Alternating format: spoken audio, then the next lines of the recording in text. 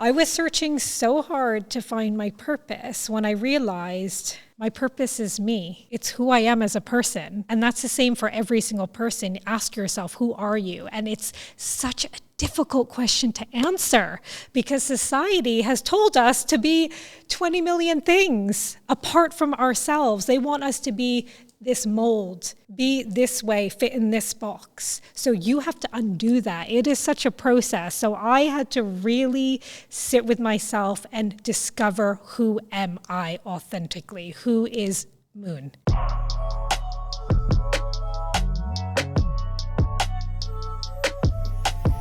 So I've seen that you have described yourself as a rebel beforehand. Where have you seen that?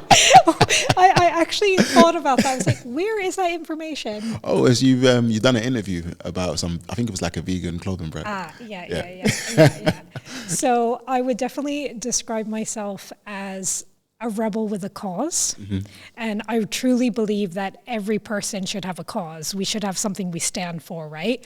So for me, it's veganism. Mm-hmm. And it has been for the past 10 years. I've been vegetarian since I was a child.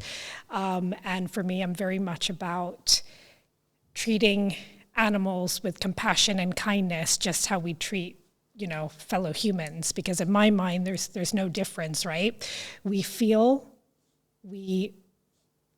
emotion, we have souls, we feel pain, we feel fear. Mm-hmm. So for me, I very much stand by, being a rebel with a cause. Rebel with a cause. Okay, got it. Would you say there are other parts in your life where you might be a rebel? Not necessarily with a cause, but maybe it's against the cause? Yes, absolutely. That's a great question. I feel like my whole life, I've been in pursuit of rebelling against society in some way, shape, or form. And it's not been deliberate. It's just been the path that I've been on, just quite organically and naturally.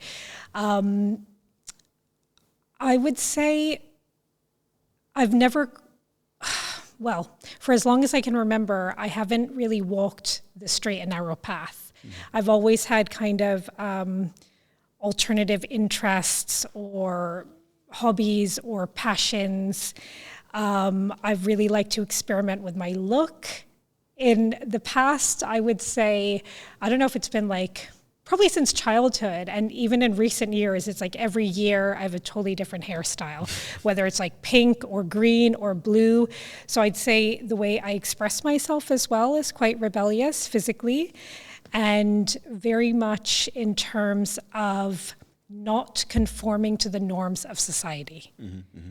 And I think that's so key and that's so important because society has, for way too long, has tried to control the way we live our lives, the way we think, the way we speak, the way we act, the way we carry ourselves. And for me, I'm very much rebelling against those norms because I have my own mind, I have my own heart, my own way of thinking and expressing myself. So this is very much in terms of, being vegan is one, not drinking alcohol. There's a really long list actually of things that are very non-conformist. I'm actually 40 years old and I refuse to be labeled by society as 40 years old. I have a shelf life as a woman. Absolutely not. My life is just beginning now. So I would say, very anti-ageist as well. So I'm rebelling against the norm of that, as well as whatever maybe beauty standards there are. I'm just I cut my hair off actually this short, and I would never have had the courage or the guts to do this. I did it 1 or 2 years ago as I was approaching 40. And it's now that I'm 40 that I actually have more confidence than ever before. I'm more confident, I'm more comfortable in my skin, and I feel more empowered than ever. So for me, it's really, it's just a way, being a rebel is just taking your power back. Yeah. That's what it is. Yeah. I love that, and I definitely can relate. It definitely feels as you get older, you become more comfortable into your skin and more comfortable in the decisions you make, the things that you like and things you don't like. And I want to go back to what you said about always on a unconventional path, especially at a younger age. You don't realize it, but you're doing different from what society is doing. And what you said was like, you're trying to confirm against society because society is doing all these negative things. But then at a young age, when you're not doing what society tells you to do, you feel like you're the outsider, right? Yeah. Where you're like, if everyone's doing this, what's wrong with me? Why am I not doing that? So when did that switch kind of flip into, I'm not the outsider, I'm the one that's doing things right. It's society that's trying to teach people to do things wrong?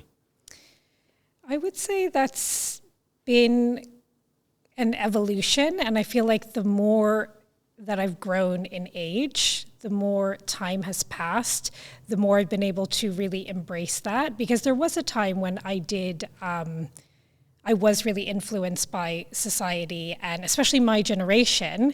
We were very much told that we have to live our lives in a certain way, and it was about, going to high school, finishing high school, then immediately going to university, then specializing.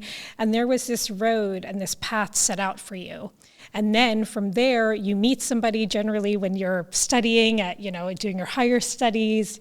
You then get married, you get a house, you have kids. There's this whole kind of structure in place. And there was a point where I did try to traverse that path, and it did not fulfill me at all. Mm-hmm. In fact, it left me pretty empty. As a child, I really loved writing. That was always a passion. I used to write poetry from as young as I can remember. And it was really deep and dark poetry. It wasn't like, nursery rhyme style.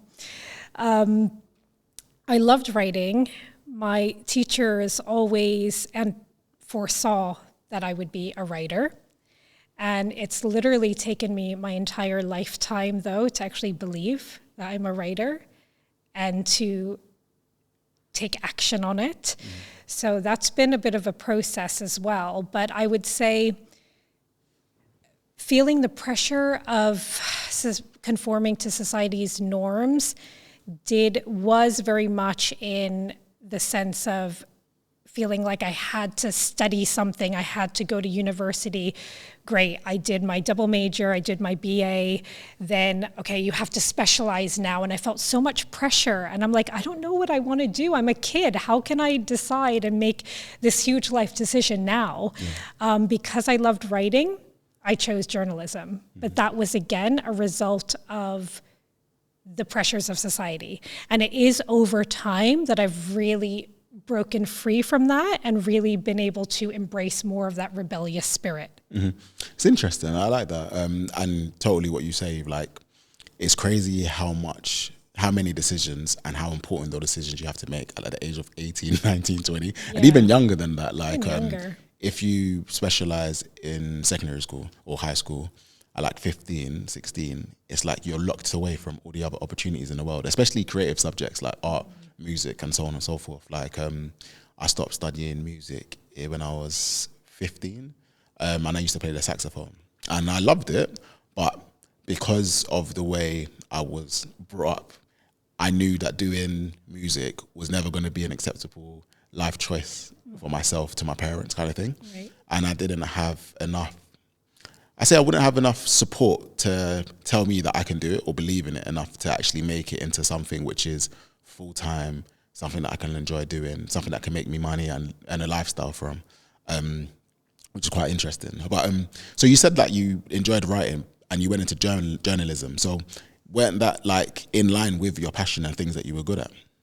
Yes, so it very much was. However, when you're writing professionally full-time and that's all you're doing, it really takes the joy out of it. Especially writing as a journalist, you have to write to deadlines. Yeah. So it was the pressure of delivering these articles regularly. It really took the joy out of it. Mm. And it killed the joy. And eventually it was no longer fulfilling. Yeah. How did that kind of like evolution take place in terms of was it over like a number of months, number of years when you decided to say, I'm not going to do this anymore? So I was a journalist for 6 years. And at the time I was living in India. So to give you a quick overview, so it makes sense and there's some context. So I was born in the UK. I grew up in America. I lived in New Zealand also, where I did some of my high school and higher studies. I studied journalism there, and then I'm Indian by origin, and I had never really experienced my own culture. So I said to my grandparents, they were staying with us at the time at our family home in New Zealand, and I said to them, how about me moving to India, staying with you, and working as a journalist? And they're like, brilliant, we love the idea. Of course, they love that, youthful company and having their granddaughter there. So they were super enthusiastic. I asked my professor, and he's like, yes, do it. Like, that's going to be so exciting. That's such a great, just a great opportunity for you to explore. And obviously there's so much diversity and culture and color and liveliness. So I packed my bags. It's my Sagittarius rising, very spontaneous. I packed my bags and I literally just went off to India. So I didn't have my papers, so I had to work for free for 6 months. Wow. I would get around on cycle rickshaws. Wow. Yeah. In the middle of the summer, in the heat, no matter what. My grandparents did not believe in like spoiling you and you should have a car and a driver. No, it's like hustle, earn your own way, and it's great because it taught me so much about discipline and just perseverance. It taught me so many valuable lessons. So it was a really exciting time in my life, actually. I was like mid-20s and I had all that like excitement of being in this new place. And so after I got my paperwork, my visa and whatever, I was able to begin working. I got a job for one of the most popular magazines there. So it's a very, very popular magazine. And then after that, I got another job for one of the national daily papers, so one of the major dailies. And I went on to then be managing a team for the features, basically feature writing team, which is more like the magazine section. So I went on to be managing that team for North India. It was a very, very fulfilling career. Then, living in India, I ended up meeting somebody, and due to societal pressure, we were pressured to get married. And from there's a lot of cultural expectations there, right? So we were pressured kind of into getting married. So we just decided, okay, great, we love each other. We'll just go ahead with it. And when we decided, I think I was like 26, he was 27. I look back now and I'm like, never get married, never decide to get married at 26, mid-20s, you are a baby, you're way too young. Anyway, we did. It's really interesting in India. It's like shadi fever. Shadi means weddings, like marriage. It's like this intoxicating culture. You kind of get just swept away in it. It's very Bollywood. It really is. That aspect is very Bollywood. So and then everyone around you is getting married. So anyway, we succumbed to that pressure. We ended up getting married. And then there was the next step, which was living with my in-laws, because in India, again, that is the expectation. So I really tried to embrace everything that came in my path, in my path, and I really tried to embrace it and make the most of it, and just embrace it with open arms. So I did, and we're living in this joint family situation, and it was fine. It's just that eventually we realized, quite quickly after being married, we realized we really don't know each other. We dated a year, got engaged, and then got married after another year. And we never lived together. You don't truly know someone unless you live with them, right? But it felt partly arranged in that sense. And after some months, we realized that we were just not as compatible as we imagined we were. So it was during this breakdown of the marriage that I started questioning my life, and I started questioning, why am I here in this situation, which I didn't really imagine for myself, being married in India so young, then in a joint family. And I started questioning everything, and my career was one of those things. So I quit my career in journalism, and I went off to the Himalayas, to the Himalayan mountains, and I studied yoga. I was already a regular yoga practitioner. I would practice at home mainly, or at studios, about 6 days a week. So I thought, I'm so passionate about yoga, why not just do a teacher training course? So I did a 200-hour teacher training course in Ashtanga yoga, which is a very, very serious advanced style of yoga. And I just went off. I did this course. It's one of the best things I've ever done in my life. But doing that course, what I really took away from it is yoga teaching was not where my heart was at. I love practicing, but teaching is not my purpose. But doing that course is still, it was amazing because it deepened my understanding of yoga. Yoga is not a physical practice. It is a spiritual path. And I really learned so much about it during that time. So that was invaluable.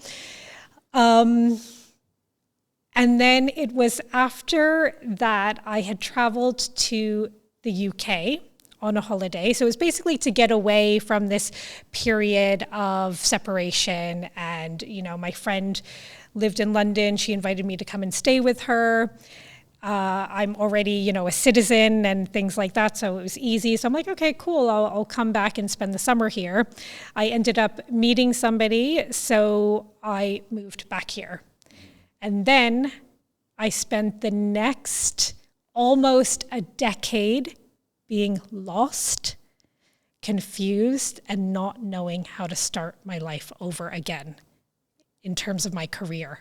So the past decade has been so much trial and error, trying to find my purpose, not being able to, because I wasn't doing it with the right intention. It was always, again, being kind of swayed by society's expectations. So I thought, okay, I should be an entrepreneur. You know how like it's so trendy to be an entrepreneur. I'm like, I should be an entrepreneur. And so I tried different like small brands. I'm really into jewelry. So I tried thinking, okay, maybe I can start a jewelry brand. I had a spiritual streetwear brand. And I realized that retail was not for me, like my heart's not in it. For me, I felt my purpose was different. And it was something that took a lot of, I would say, heartache to really figure it out. It was a very frustrating time in my life, feeling lost and feeling like I just don't know how to find my way again.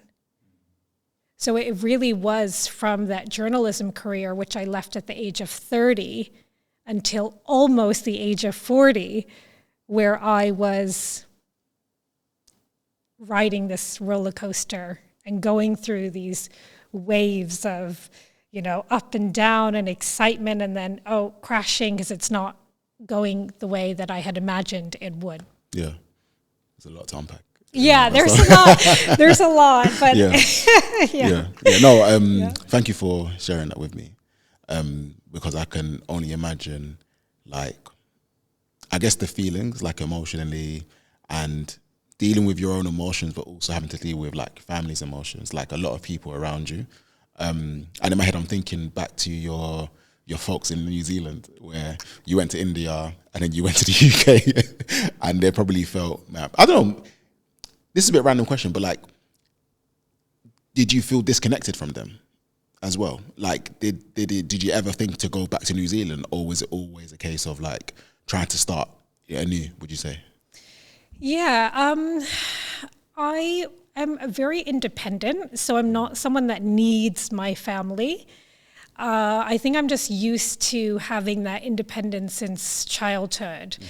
And I'm someone who I've traveled around a lot as well. I've just decided, okay, you know, I'll just up and go from America to New Zealand, because why not? And then from New Zealand to India, and India to the UK. So I feel like I am very independent from my family, and I don't really like necessarily have to have them nearby or their support in that way, because I know they're always there for me if I need them. On that point of independence, how does that like manifest in some of your personal relationships, like with friends? Like, do you find it easy to, I guess, being vulnerable, expressing when you need help, like especially on those that like say decade of like feeling like, for lack of a better word, like what am I doing? Like, was it something you was dealing with by yourself, or did you have like friends to kind of support you on that journey? So I had my partner at the time.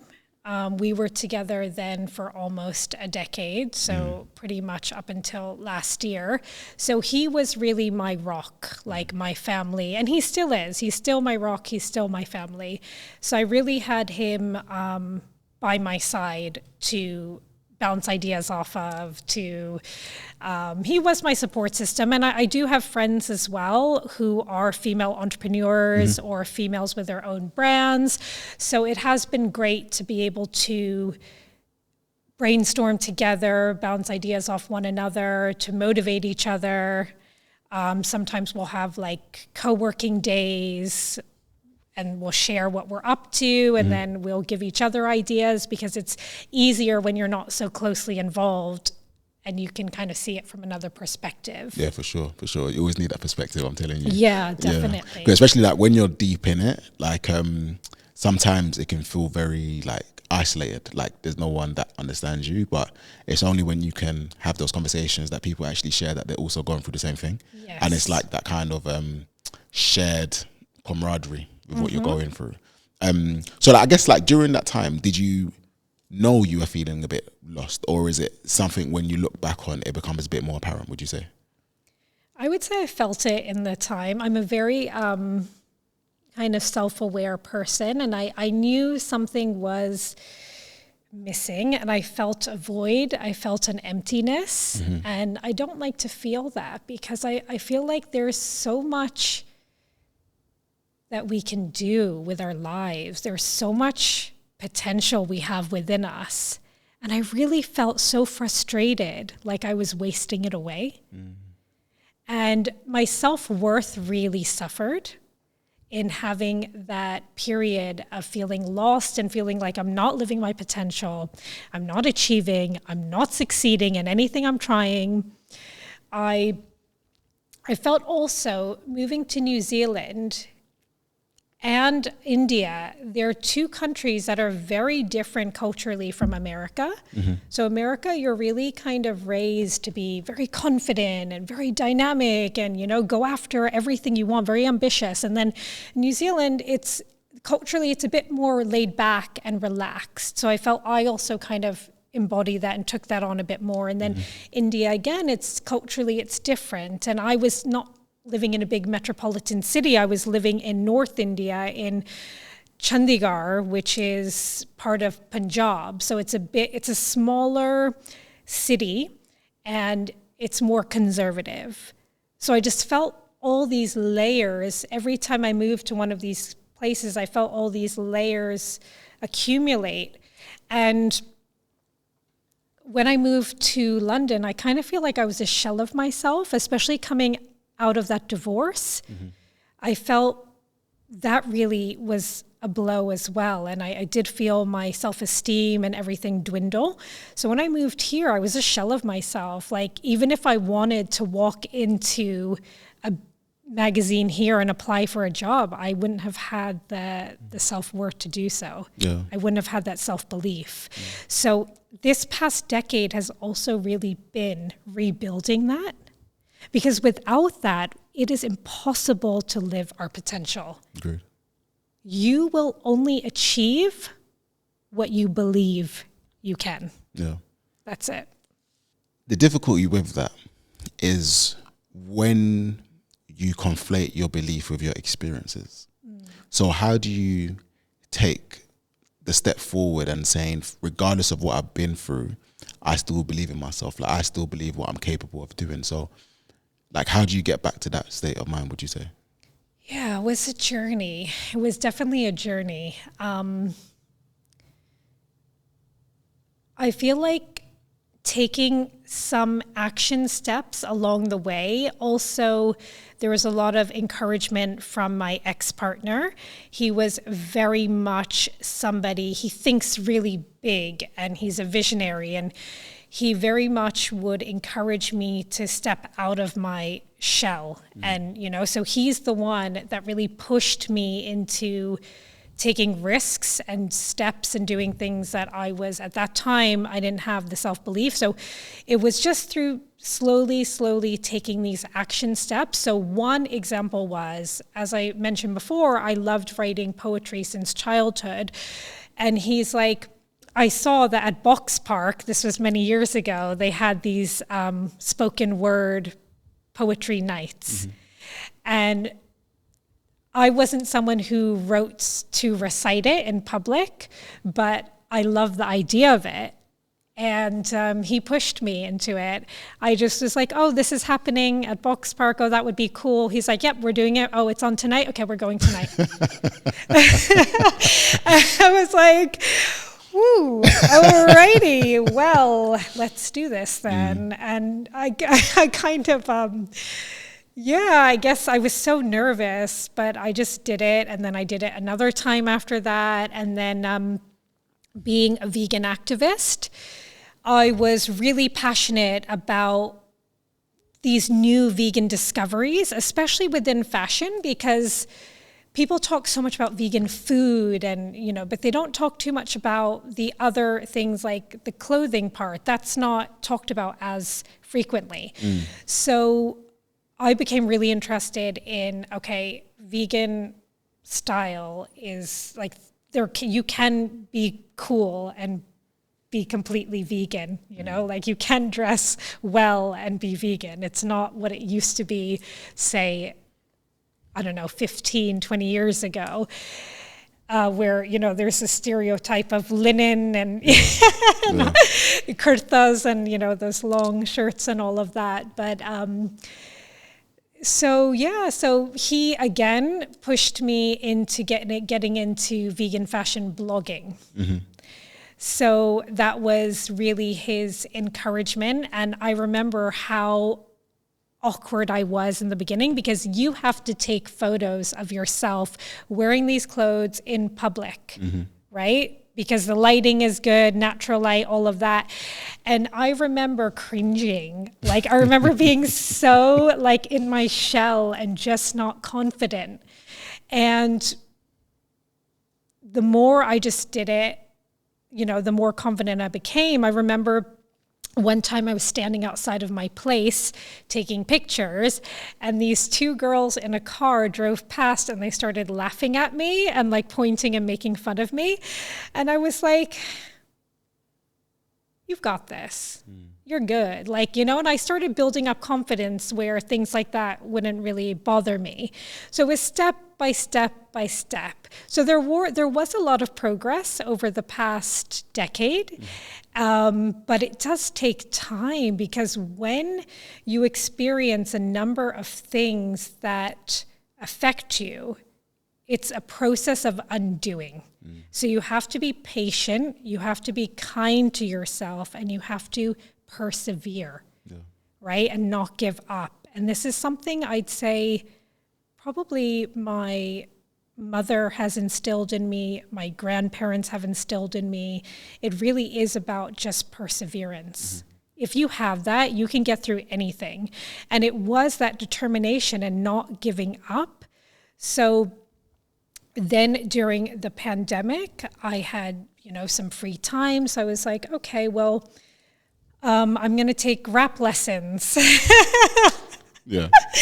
And I have to say, my writing was good, and I had no idea that it was so complex and complicated to put together rap lyrics. Like it's not easy, you know, it's like double, triple syllables minimum.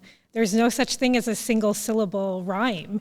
And like I learned so much, and my delivery wasn't great, I will admit, because I was trying to be something I wasn't, you know? It's like very easy to try to, you know, take on what you hear. And then my rap coach kept saying to me, just be yourself. Like just literally like talk through the lyrics. That's it. And he did say, he's like, your writing is really good, but you do have to work on the delivery. And I remember being teased for that as well, because I would share some of it online and I was teased for it too. And I was like, well, you know, they don't have to like it.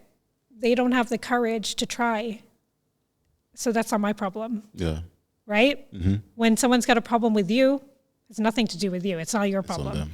It's theirs. Yeah. And you can just practice compassion for them and, you know, just let it go. Yeah, I totally agree. And I think with the points that you mentioned, the one thing you should always add, or you could also add would be like being willing, like actually wanting to try it, because there's countless times. So for example, when your ex-partner said, let's go to this poetry tonight, you could have said no, but you were still willing to put yourself out there. And sometimes that's what it takes. Like if you're really determined, like are you willing to actually put in the work, or are you just expecting things to happen? Are you expecting like a glitch in the matrix to make things happen for you, rather than actually putting yourself out there and therefore like learning through it?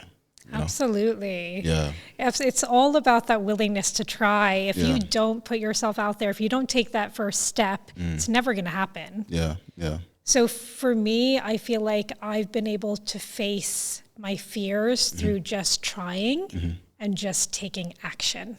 So when did things start to really click in terms of discovering your purpose and feeling a little less lost? That was during the pandemic. I had some time on my hands, right? Most people are on furlough and things like that. I had an office job at the time. That was never my purpose. It was just something I was doing, always having that dream that I was going to build something of my own. But I think what happens when you begin to have a salary, you get complacent. And that's what happened to me. So I ended up staying in this office a lot longer than I anticipated. So the pandemic for me was such a blessing, because it allowed me to have time away from that and to have time to really just go within and reflect. So it was a lot of self-reflection. There was a lot of, this is my opportunity. I can either just sit back and chill and do nothing, or I can make the most of it. And I chose the latter, because I'm like, this is my opportunity to change my life. And if there's something that I crave, it's that. It's, for me, my whole value is in my career and what I'm doing with my path. It's not about having a relationship or a marriage or a house.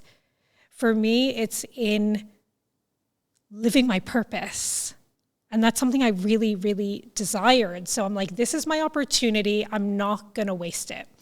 So for months, all I did was immerse myself in personal development.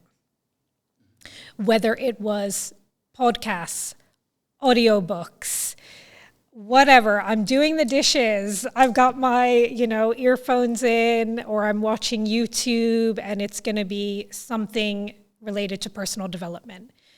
24/7, I was walking, listening to something personal, motivational, personal development. I was doing my dishes, I was doing my chores, whatever it was. 24/7, that's all I did. And because I just immersed myself and I didn't give up, I figured it out. And so it was during the pandemic. Now, what I realized was I was searching so hard to find my purpose when I realized my purpose is me. It's who I am as a person.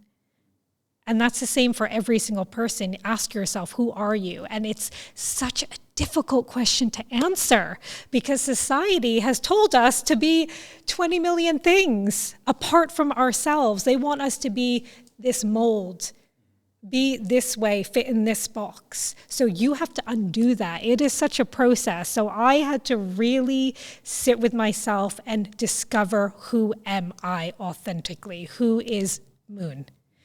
And that really took me a lot of soul searching. A really key question that I believe it was Brian Tracy who asked this during, I was watching like one of his videos on finding your purpose. And one of the things he said was, what did you most enjoy as a child from the age of about 7 to 12? What really did you find yourself just naturally immersing yourself in, naturally enjoying? What were you doing?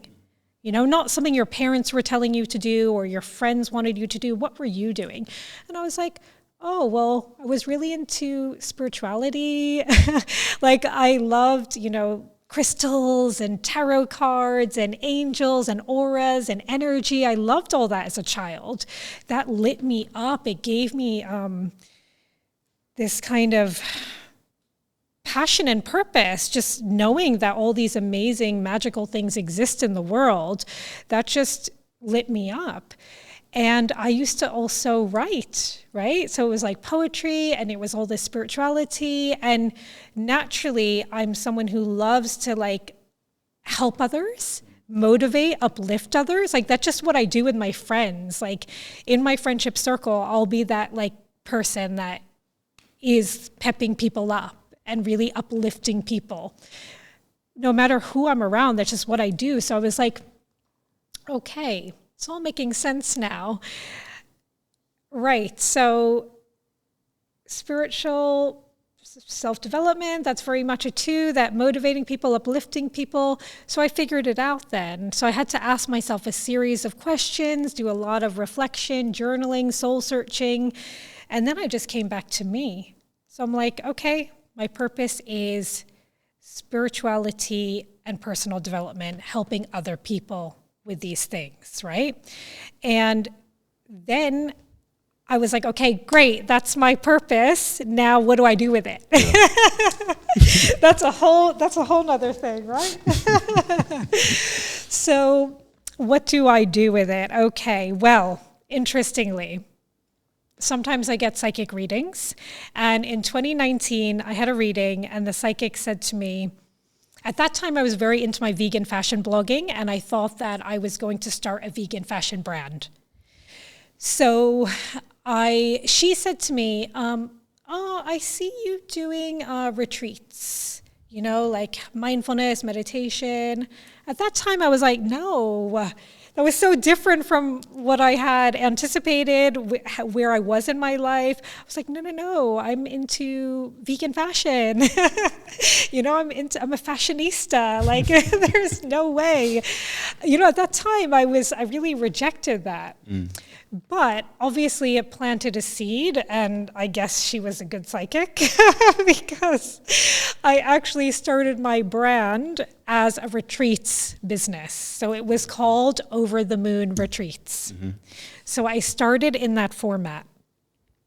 And though that format looked like a one-day retreat in central London. So it's kind of like we were coming out of the pandemic, people were not traveling as frequently, so you can still have this day away, but you don't have to travel far. You're just in the city at a beautiful venue called Mission Works in Hammersmith. It's like the dreamiest venue in London, mm-hmm. hands down. And they have this beautiful like hanging garden, and it's got all this greenery. It's like the most idyllic setting. So I hosted these full day retreats there, and they would be like, I'd collaborate with other experts. So they would come in, someone would do a sound healing session, someone would do maybe an inner work session where you're like looking within to try to kind of like heal and grow.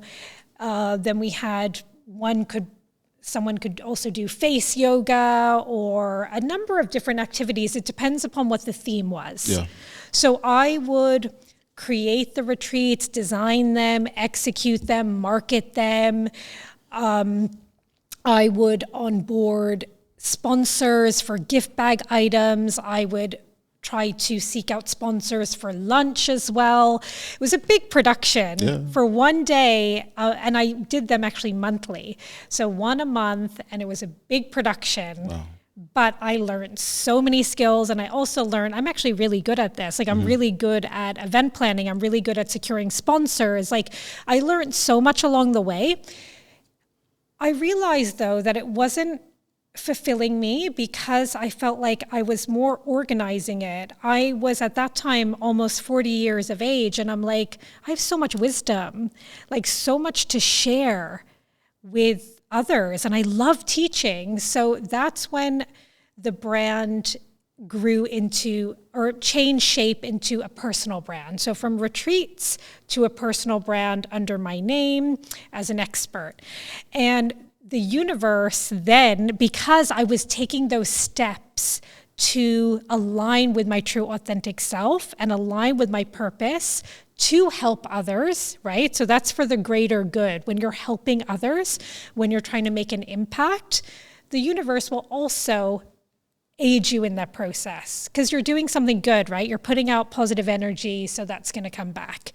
And the universe basically told me that manifesting was what I needed to do. I hosted a manifesting retreat in January last year, and it was called Manifest 2022.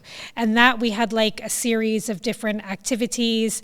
I had a journalist contact me from the Observer magazine asking if they could come to cover my retreat and interview me.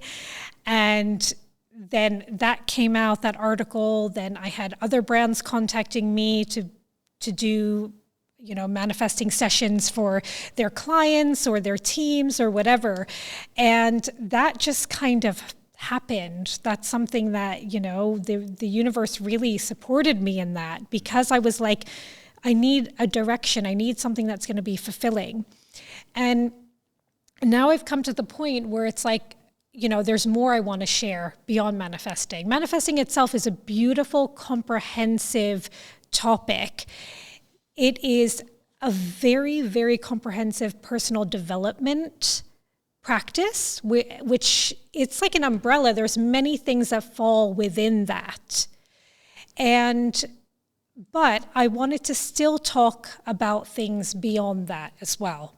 So currently I am working on a project, and then I will be, next year I will be sharing, there'll be a new set of teachings and a new set of practices to empower others. That's awesome. That's amazing. So with the people that come to your retreats or contact you directly, what areas of their life are they essentially looking to solve, would you say? So now what I do, as you could say, a self-empowerment expert and a speaker. So I will do talks, masterclasses, workshops, one-on-one mentoring. I have a membership as well. So this really helps people work on their spiritual and self-development on an ongoing basis. So every month. So we have 2 live Zoom classes every month. So those are 90-minute workshops where, one, we are really journaling, we're reflecting, we're releasing, practicing forgiveness, practicing gratitude. And then the next session will be more, again, reflecting, thinking about our goals and our intentions. What do we want to manifest? So it's very, it's about empowerment. It's about leveling up. It's about improving your life. So people would become members who want to level up, who want to really work on themselves on an ongoing basis, who want to be more self-aware so they can step into their power, so they can manifest their goals. So people would come to me for that. It's interesting because people have also seen my journey from going from doing something completely different to developing finding my purpose and developing a personal brand. So I actually have a lot of people come to me for one-on-one mentoring for this, helping people find their purpose and turn it into a personal brand, or helping them find their purpose and incorporating it into their career or their lives. So this is something that I help people with a lot. I also do one-on-one mentoring where it's more, just self-empowerment, building confidence. It could be building self-worth, more self-love, being able to charge more for your services, networking, improving the relationships you have in your lives, these kind of things. So that, and then I do also one-off kind of manifesting masterclasses with people, let's say one-on-one, where they can choose an area of their life they want to work on, and then I'll help them take the steps to manifest that goal. So let's talk about manifestation for a second, because my understanding of it is quite limited, to say the least. But from what I understand of it, it's like you think about what you really want, what you deserve is yours kind of vibe. And you might say certain words in the mirror to make yourself believe it, trying to prime your subconscious, as it were. Is that, number one, is my understanding correct? And if not, tell me a little bit more about where I'm going wrong. So give me a crash course in terms of manifestation, and especially for people who are a little bit skeptical, how do you make it a bit more tangible? Have you got any examples as well that will also really help? Yeah. So firstly, my greatest manifestation was finding my life purpose. Mm-hmm. And that was my intention, and then it happened. And because of that, I am living the life I've always dreamed of. So that's number one. So that's an example of what I've manifested. That's been something really meaningful and life-changing for me. Yes, so there are a lot of misconceptions around manifesting, and a lot of kind of woo-woo. It's like this woo-woo magical type of thing. It's actually a self-development practice. And that means that there are a number of different steps that you take, and you have to take all of those steps. You can't just necessarily, it's not about just thinking about something and then it happens. Although there is truth in that too, because there is something known as the law of attraction. So whatever you are putting out there is going to come back to you. So have you noticed sometimes that you might be thinking, oh no, this bad thing is going to happen to me, and you're just anticipating it and then it happens? Yeah. Or you might be thinking of somebody and then they contact you. Mm-hmm. So this is all the law of attraction. So if you're constantly telling yourself, I'm no good, I'm not smart, I'm not good enough, you're manifesting that. So that's a law of attraction. If you are telling yourself, and it's not just telling yourself though, there has to be that belief. This is why it's a practice, because it's building more self-belief, self-worth, self-love. So there are a number of steps involved. But what are those steps? So there's many different things. One would be getting really clear on what it is that you want, because a lot of people might be like, okay, I want to manifest a new job. Vague. That's vague.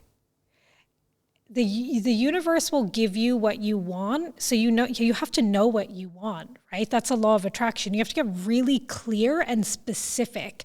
So clarity is everything. So firstly, and if you don't know what you want, then take a pause and don't intentionally manifest. We are manifesting all the time, actually, 24/7, because whatever you're thinking, you're putting out there, that's coming back to you. So we're constantly manifesting. So when you take control of it, when you consciously manifest, that's when you can really change your life for the better. So you want to do it with intention, because there's so much power in that intention. So firstly, get clear, get specific. What do you want? Like I said, if you don't know what you want, then you need to go away, think about it, and then show up when you're ready. So get clear, get specific. Then think about, how is that going to make you feel when you have that? Because again, manifesting is not just about thinking, it's about feeling. It's about really putting your heart and your emotion into it. Then it's about, what is that going to look like? It's about visualizing it as well. In your mind cannot differentiate between something that is actually happening in real life and something that you're visualizing happening, like as if it's actually happening. So your brain cannot tell the difference, right? So one could be, I am running and I'm actually physically running and I'm winning the marathon, let's say, or race or whatever, and I'm winning. The other scenario could be, I'm just sitting down and I'm visualizing myself winning, but I'm feeling it, I'm thinking it, I'm seeing it. I'm hearing the crowd applaud. I'm feeling myself run through the finish line. Your brain cannot tell the difference. So that means you have the ability to grow new neural pathways. That means you're changing the course of your life. We have the power to do that. So this is why it's such a beautiful practice. Visualization is something that not everyone is naturally good at. It takes time. You need to keep practicing. I would recommend doing like guided visualization meditations online. You can keep listening to those. Even just sitting for 5 minutes every day and trying to feel and see and, be in that moment and that vision of what you desire. So another thing is writing it down, which is known as scripting, and doing that. So once you know what it is you want, right, you have that clarity, you know how it's going to make you feel, right? But wait, before you write it down, I want you to think about, why do you want that? For me, when you're manifesting for the benefit of maybe others, the world around you, when it's not self-centered, I think that's really when the magic happens. Because we can easily say, oh, I really want this new bag or this new material thing, but what's the point? What's the point? Like, it's great if it's going to mean something to you. Like, okay, I want to manifest this 2-bedroom apartment for my mother because she lives alone, because she needs it, because I want to help and support her because she's helped me and given me so much, and this is the least I can do for her. Beautiful. Like, whatever you do, I really believe in doing things with love and in intention, not superficially for the heck of it. Yeah. That's just my personal belief. No, I hear you. And it's not like you can't do that, but I just don't see the point. It could just be how I am. Like, for me, things need to have meaning and they need to have substance and emotion behind it.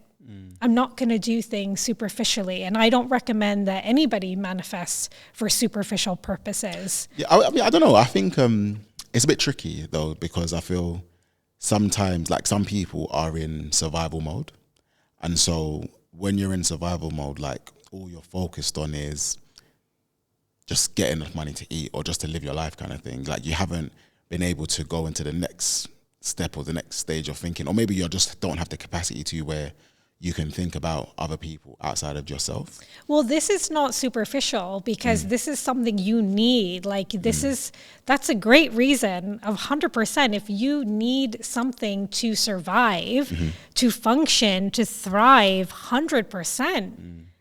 Manifest all of that. You need that. That comes first. Yeah. I mean, it's more when you have your, comforts, whatever, and then, sometimes people just think, okay, next from here, I want to get a bag, or I want to get this, or I want to get that, but of course, if there are certain things you need to survive, 100%, and there's so much emotion behind that. There's so much purity of intention behind that. And of course, so yeah, you need to, like I said, so get clear on what you want, right? And feel the emotion behind it, be able to visualize it, and really think of your why. Why do you want that? When you have that strong intention and reason for desiring something, you will stick to it. This is exactly how I have stayed vegan for 10 years and I've been vegetarian most of my life, because my why is so strong. It's because I care about the welfare of animals. That's my why. So the same thing applies. The why gives you that conviction. It gives you that purpose and that drive to keep going. On that as well, like, how do you understand what your why is, especially if you haven't got clarity sometimes? Like, what comes first? Is it the clarity in terms of what your goals are, or is it the why, being close to who you are and what you drive meaning for? Well, they go hand in hand, because when you're thinking about what you want, think about what you want and then ask yourself why. And if you feel like that reason is not strong enough, then let it go. This is another important thing about the why. It's the authenticity, right? Why do you want this? Do you want this because it's so authentic to your heart and your true desires? Or do you want this because your parents actually want that for you? Yeah. Or society is telling you that's what you should strive for? How do you get closer to understanding? Because we started this segment about purpose, about like knowing who you are, like internally, like getting closer to who you are, regardless of what society says. Like, how do you embark on that journey? Is it through journaling, like trying to understand your thoughts? Is it going through therapy? Is it like listening to different like kind of podcasts or books? Like, what would you say is the first way to get closer to understanding who you are then? So you mean like just getting to know yourself? Getting to know yourself, yeah, because we started this by saying like your purpose is who you are. Yes. Right? And knowing who you are and linking it to purpose can be such a hard thing, because it's like, I find the word purpose as being in service to other people. But then knowing who you are and knowing what service you can provide to people can also feel, I don't say counterintuitive, but it's like how do you know what your skills are or what you're on this earth to provide to people? If that makes sense. You know? So yeah, I mean, finding your purpose, it can take some time. So this is why I've created a mentoring program, because it's not that straightforward, only because society has conditioned us to not be our true selves. It's like the media, there are all these messages with this whole commercialization of the world. There's so much, we're consuming every day different messages from the media and from ads, and you should have this, you should want this, you should be this, you should buy that, you should look like this. So we have to break all that down. So one really great thing is just to think about, who were you as a child, right? Before you had all that conditioning. What did you really enjoy? Think back to that. That's one really helpful way to uncover your purpose. It is also a process of, journaling, asking yourself a series of questions. What are my talents? What are my interests? I would say even beyond talents, because you can develop a talent and a skill. Yeah. You can develop skills. So I would say beyond that, it would be, what brings me joy? What lights my heart up? What can I give to the world? What can I do why am I here? It's definitely, the things you enjoy, the things that you're also, what can contribute to your purpose as well, are things you've learned along the way, challenges you've faced, experiences you've had, definitely turning your pain into purpose. You can really alchemize that so powerfully and so beautiful. A lot of I wouldn't be able to help others in the way that I help others now if I did not have my own set of challenges and traumas in life. If I did not have that, I would not be able to understand other people and what they're going through and their hardships. I would not be able to empathize. And my traumas and things, they stem back from my earliest formative years from childhood. So I've had to spend a whole lifetime undoing those as well. And I do believe that partly why I'm able to help empower others is because I have experienced pain, different forms of pain, and I have been able to turn that into something purposeful. And what I've gone through, my hardships, I would love to be able to help other people get through their hardships based on that lived experience, right? Nothing is in vain. Nothing goes to waste. We've been through so much, and that's why you'll find a lot of artists and musicians.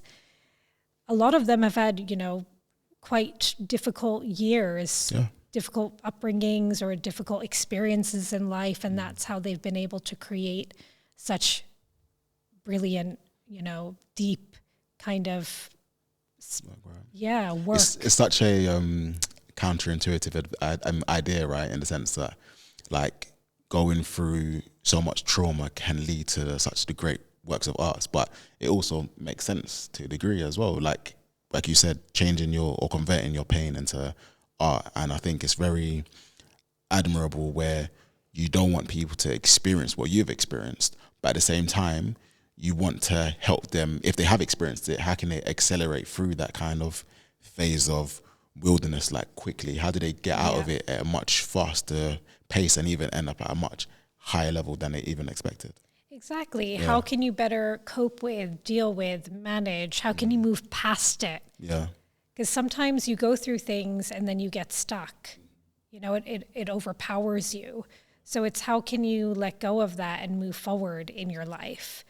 And I don't think I would have wisdom if I didn't have those experiences. I wouldn't have, I wouldn't be able to really empathize and understand what other people go through. So that has actually, and we all go through something, and just knowing that we all have something that can help others, that can benefit others. So it's looking within who you are as a person, your strengths, what you've been through, right? Your lived experiences, challenges maybe you've overcome. All of these can help others. And I really love the reason why my program focuses on finding your purpose and turning it into a personal brand. It's so you can be of service to others. This is why when I had a retail brand, it didn't really take off, because it wasn't in alignment with what I wanted to do. I did really want to serve other people. I wanted to really help other people and make an impact. So, yeah. Yeah. Because on that as well, like, how do you help people find authenticity? So let's just say, for example, someone believes their purpose is around just helping people, or like manage through like things that they go through, but they don't have the necessary credentials. So they're not like a psychotherapist, or they're not a financial advisor. So for them, they're struggling with the legitimacy angle of like turning their purpose into a personal brand. Like, how do you help them overcoming the need to feel that they need to be like 100% expert when what they have in terms of knowledge is probably good enough? That definitely comes with confidence building and just taking action. So for me, the greatest tool that I have in my belt would be action steps. It's like anytime I felt I couldn't do something, I just take a step and I try. Yeah. Right. And if we don't, and that's another, which I was getting to with manifesting, that's another key step as well, because if you don't take those action steps towards it, it's going to be very difficult to attain whatever it is that you desire. So taking small, doable action steps every day, whatever you can do is great.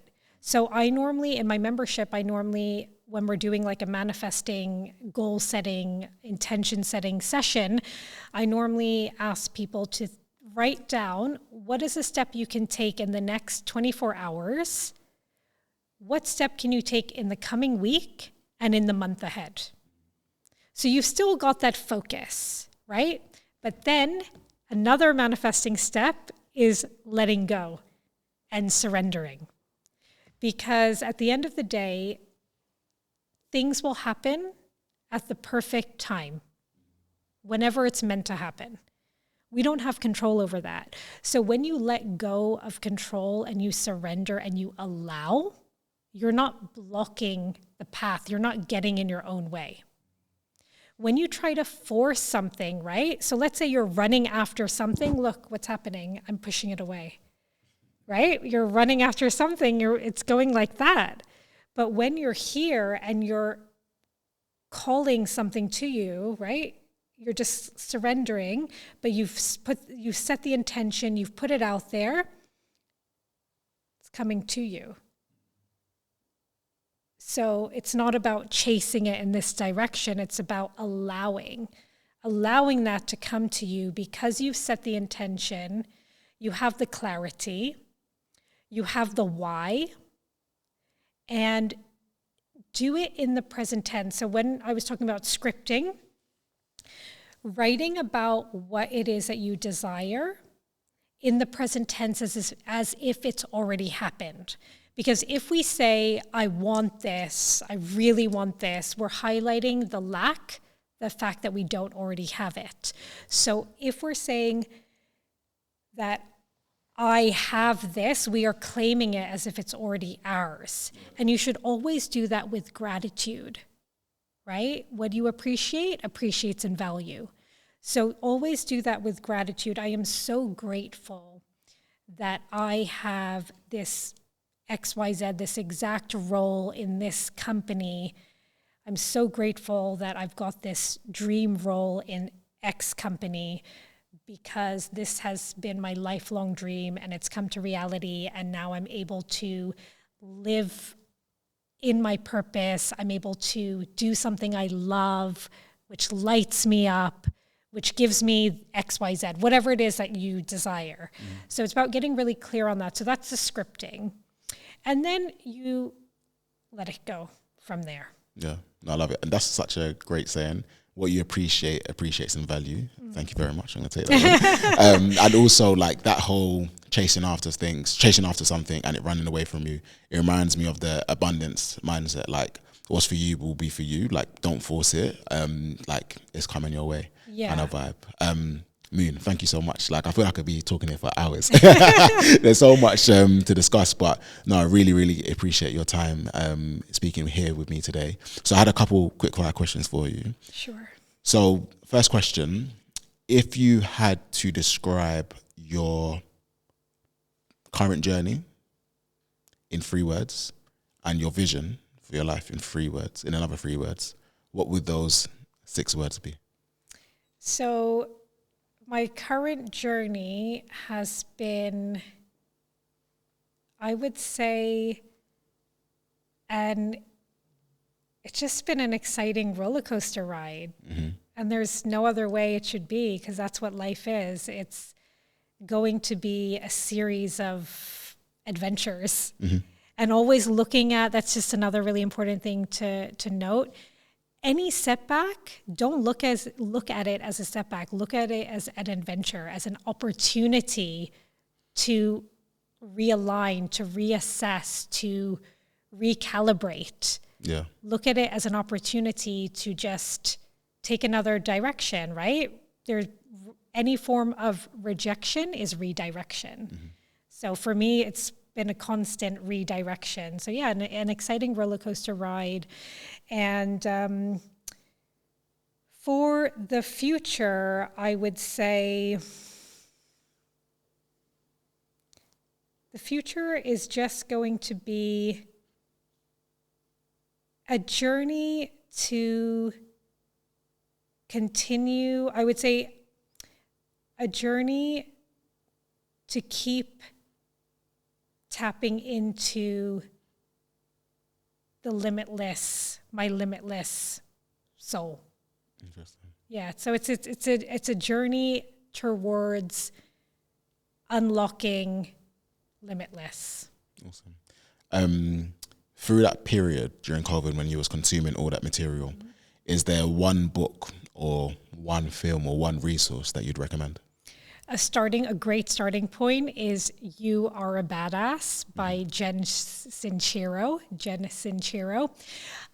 This is because I was suffering from a lack of self-worth and confidence. This book really helped to remind me that I am a badass. And it did help to slowly rebuild my confidence. So that's a really good starting point. Awesome. And last question, is there one piece of advice that you wish you listened to earlier? That would be my father's advice. He said, prioritize being completely independent before anything else. Before any relationship, before anything else, become financially independent. And that is definitely advice I wish I took sooner. But it's never too late for that. Awesome. And then final question, where can people find you? So they can find me on Instagram at moon.onyx. So that's ONYX and then .star with a double R.